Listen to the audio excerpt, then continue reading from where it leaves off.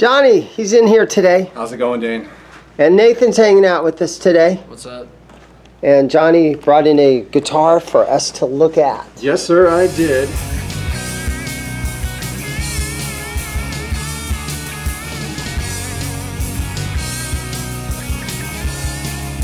So what we have in this case here, this is an early 70s case, like an Ibanez, I think, like a Telecaster. But what is inside the case is not a Telecaster. It is a Rickenbacker 425 from the year of our Lord, 1965.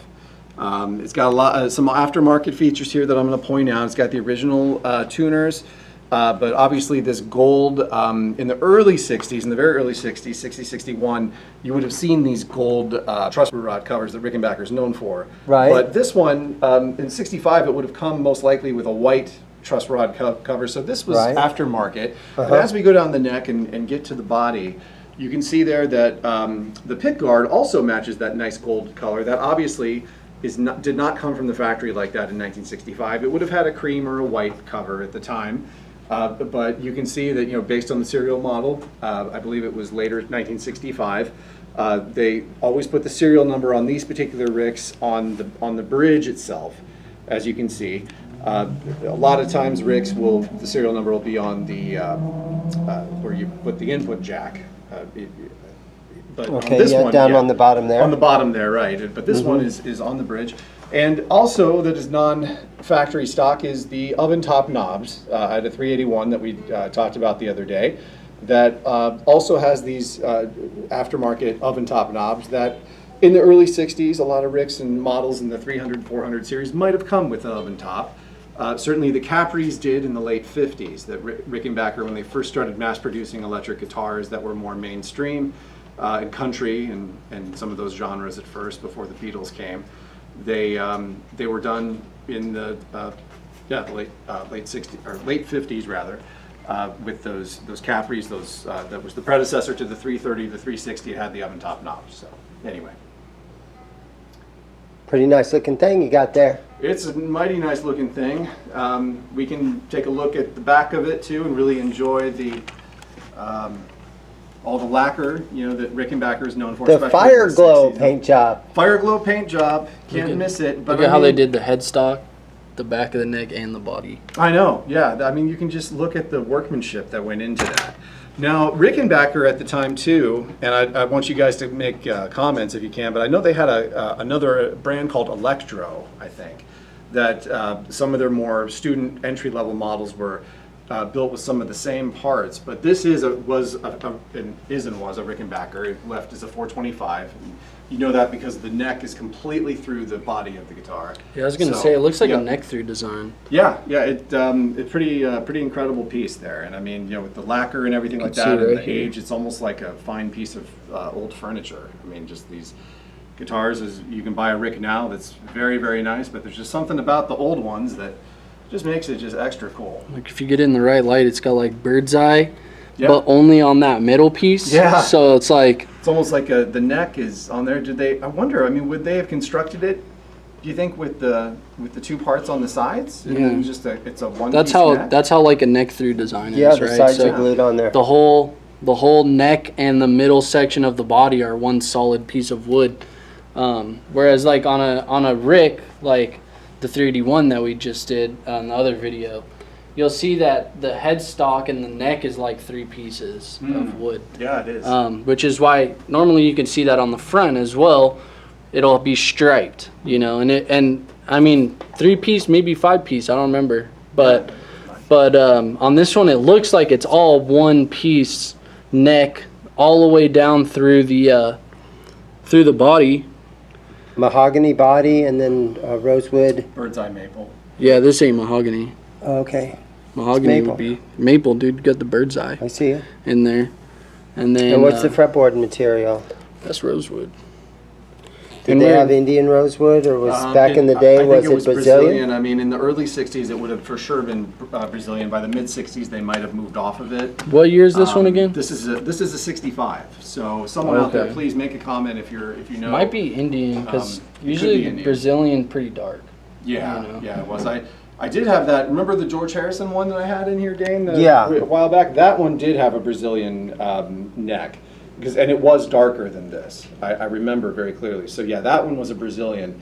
This one is, yeah, most likely Indian. Because I think, I could be wrong, but I know that Fender used Brazilian up until the mid to late 60s. Mhm. So that's when they switched to Indian. So I mean, I don't know if that was like just a Fender thing, or if it's like manufacturers like all did that because of like some limitations on Brazilian rosewood. Yeah, it was. I know that, like, for example, Martin, they stopped all Brazilian rosewood by 1969. I think that's Right. when they stopped, because that's when all the embargoes and all the restrictions went into play. And then by 1970, you just didn't hear about it really in construction of anything, unless it was like a special edition model or whatever. But all the manufacturers agreed to stop using it at that point in history. So one thing that I did want to point out that's really cool about this model, and this is standard on all Rickenbackers, the fretboard, even though it's rosewood, is still lacquered. Oh yes. So you have that, you know, that real shiny lacquer that that you would find on like on a maple board. Mm-hmm. You know, you don't really see that on rosewood boards unless you're playing a Rickenbacker. But It's the only company that does that, huh? being that this is one of the like budget models back in the day, kind Right. of like a Junior Like a Les Paul Junior. or like a Fender Esquire or something like that, one Yep. pickup model made to cut cost, they still lacquered the fretboard on this thing, Oh yeah. which to me was kind of surprising because I feel like that would be one of the first things to go, because that's like, it probably had to cost quite a bit of money to lacquer those fretboards when you're just playing like a rosewood board, you know. Right. No other companies were doing that. So No. to me, I loved to see that, because while it's Do you still think it was lacquered before they put the frets in it? Or did they spray that lacquer over those frets and then clean the frets?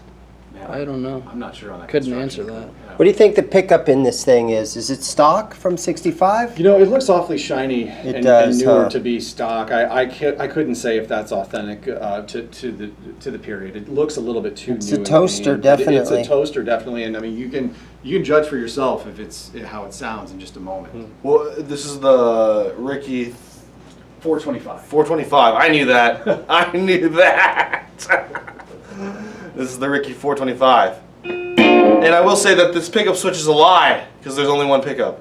So it is a lie. It does not do what you would think it would do, because there's only one pickup to select from. So that's the only pickup you get.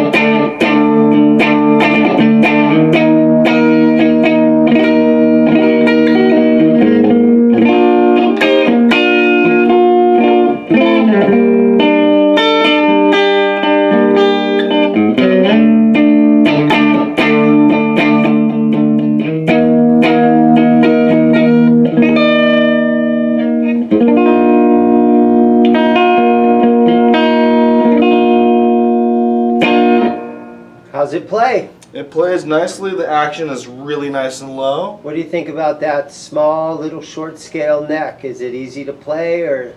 It do you is think? for tiny little girly hands like mine. Perfect. Okay. So.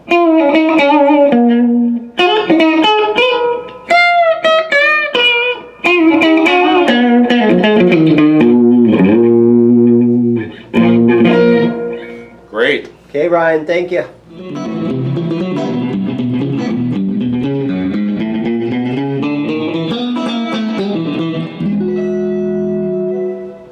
Ladies and gentlemen, thanks for watching our video today. I've got two very, very special Rickenbackers here, and as much as I hate to do it, I do need to sell them and move them to a new home. to fund additional guitar purchases. So as Ryan and Nate played today, we have the Rickenbacker 425 with the gold pick guard and headstock, and we have the Rickenbacker 381 here with the gold pick guards as well.